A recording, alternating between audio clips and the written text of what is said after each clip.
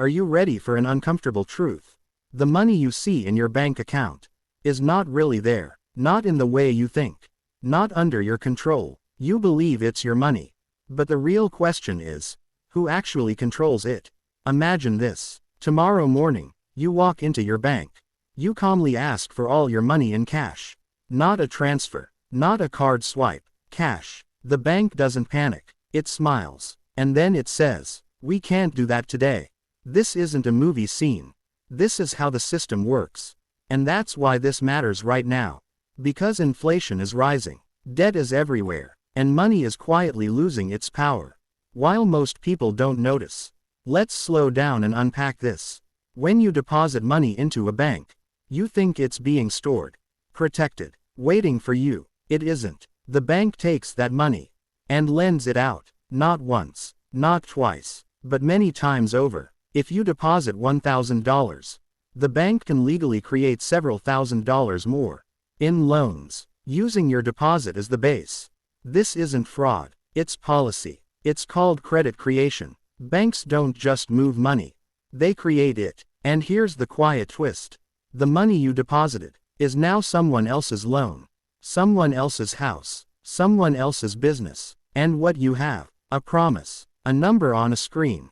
Now let's talk control. If you want to spend your money digitally, no problem. Tap, swipe, transfer. But the moment you want freedom, real freedom, physical access, no permissions, the system hesitates. Because banks don't keep enough cash for everyone to withdraw at once. They can't. If everyone tried, the system would freeze. That's not a bug. That's the design. Now zoom out. Who decides how much money exists? Not you. Not voters. Not even governments, directly. Central banks set the rules. Commercial banks execute them. When economies slow down, more money is created. When inflation spikes, rates go up. But here's the irony. New money always enters the system.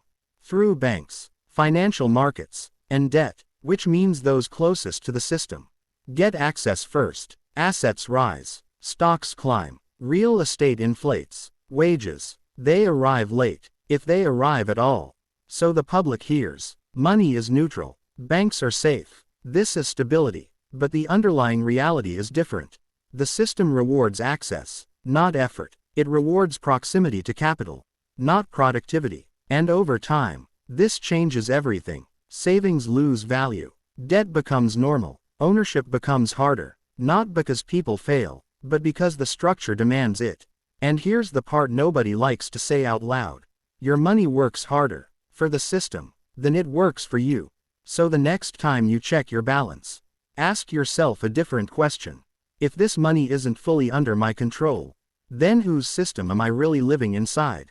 And more importantly, what happens when trust is the only thing holding it together?